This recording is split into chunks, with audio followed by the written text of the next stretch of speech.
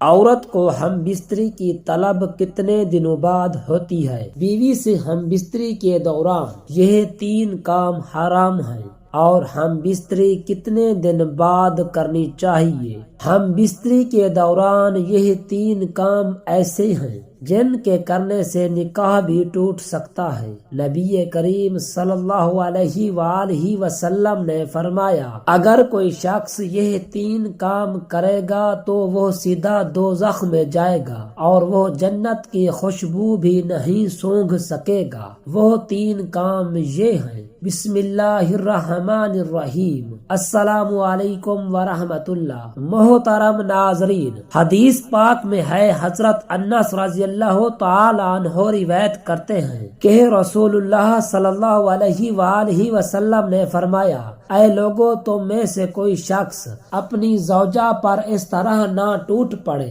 جس طرح جانور ٹوٹ پڑتے ہیں، بلکہ دونوں کو چاہیے کہ پہلے پیار و محبت کی باتیں کریں اور بوس و کنار سے کام لیں۔ بیوی سے ہم بستری کرنے کا طریقہ یہ ہے کہ جو وقت تمام شرعی ممانعتوں سے خالی ہو، اس میں اچھی نیتوں یعنی نیک اولاد حاصل کرنے کی نیت کے ساتھ ہم بستری کریں، نہ خود پورا برہنہ ہو اور نہ عورت کو مکمل برہنہ کرے کہ حدیث پاک میں اس کی ممانعت فرمائی گئی ہے۔ ہم بستری کے دوران یہ 3 کام حرام ہیں۔ اسلام میں ازدواجی تعلقات کو محبت اور سکون کا ذریعہ قرار دیا گیا ہے، لیکن ان تعلقات کے لیے کچھ حدود بھی مقرر ہیں۔ حیا اور فطری طریقوں کی پابندی ازدواجی زندگی کو برکت اور پاکیزگی عطا کرتی ہے۔ غیر شرعی اور حرام طریقے نہ صرف گناہ کا باعث بنتے ہیں بلکہ تعلقات میں بے سکونی پیدا کر سکتے ہیں۔ شادی شدہ جوڑوں کو چاہیے کہ وہ ان حدود کا احترام کریں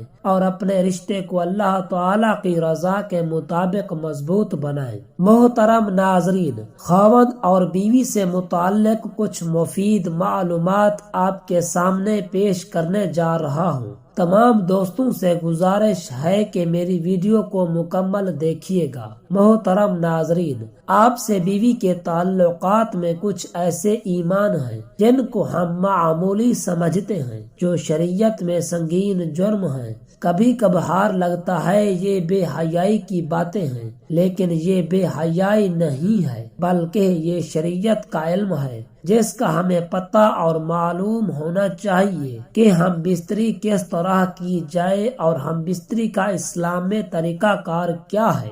اسلام میں ازدواجی تعلقات کو پاکیزگی اور محبت کے ساتھ انجام دینے کا حکم دیا گیا ہے۔ شوہر اور بیوی کے درمیان ہم بستری کے دوران کچھ اعمال حرام قرار دیے گئے ہیں تاکہ تعلقات حدود شرع کے مطابق رہیں۔ یہ 3 کام جو ہم بستری میں حرام ہیں: نمبر 1، ہم بستری کے دوران بیوی کی مرضی کے بغیر زبردستی کرنا۔ بیوی کی رضامندی کے بغیر زبردستی تعلق قائم کرنا غیر اخلاقی اور ناجائز ہے۔ نمبر 2، جس کو میاں بیوی کے تعلقات میں معمولی سمجھا جاتا ہے، وہ یہ ہے کہ بیوی کا اپنے شوہر کو ہم بستری سے انکار کرنا، اپنے شوہر کو اپنے نزدیک آنے سے انکار کرنا۔ نبی کریم صلی اللہ علیہ وسلم نے فرمایا، محترم ناظرین، شوہر جب بیوی کو ہم بستری کے لیے بلائے تو عورت پر واجب ہے کہ وہ فوراً اپنے شوہر کی بات مان لے، ماں سوائے شرعی عذر کے۔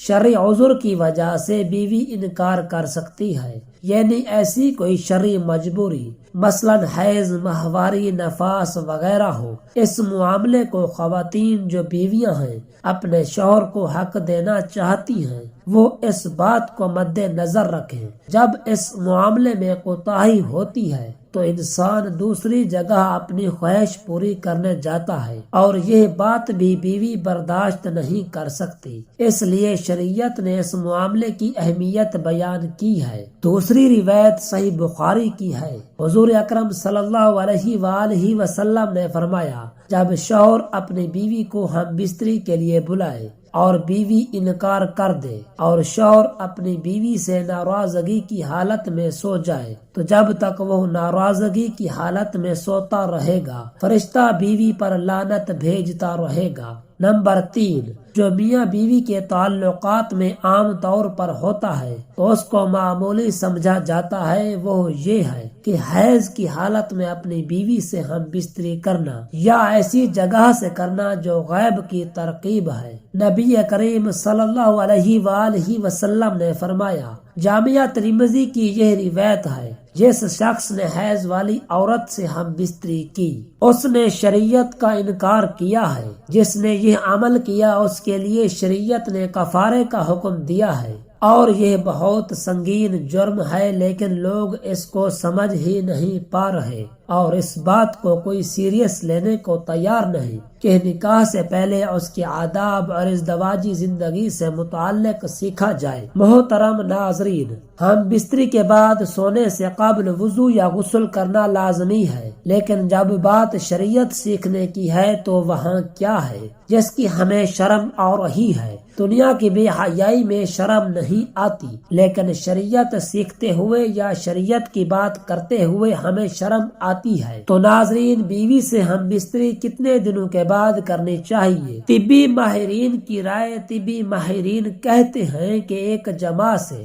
دوسرے جماع میں اتنا وقفہ ہونا چاہیے جس سے قوت مردانہ میں کمی واقع نہ ہو، اور جب بھی جماع کیا جائے اس سے حقیقی لطف حاصل ہو۔ حقیقی لطف حاصل ہونے سے مرد کی جنسی قوت کمزور نہیں ہوتی اور عورت بھی مطمئن اور خوش رہتی ہے۔ طبی لحاظ سے 3 سے 7 دن بعد جماع کرنا چاہیے۔ 3 دن سپرم بنتے ہیں اور 4 دن بعد تحلیل ہو کر جسم کا حصہ بن جاتے ہیں، کیونکہ دن میں 2 بار یا روزانہ جمع کرنے سے چند ہی روز میں شدید کمزوری، سستی اور بلڈ پریشر کا مرض لاحق ہو سکتا ہے اور اکثر جوڑوں کا پانی ختم ہو جاتا ہے۔ جوانی میں گھٹنے آواز کرنا شروع کر دیتے ہیں۔ اس نقصان کی کسی بھی صورت تلافی نہیں ہو سکتی۔ خلاف ورزی کرتے رہنے سے آخرکار افسوس کرنا پڑتا ہے۔ زیادہ منی کا اخراج بار بار نہیں ہو سکتا، کیونکہ یہ چیز انسانی جسم میں وافر مقدار میں نہیں بنتی۔ طبی لحاظ سے 4 سے 7 یوم بعد ہم بستری کرنے سے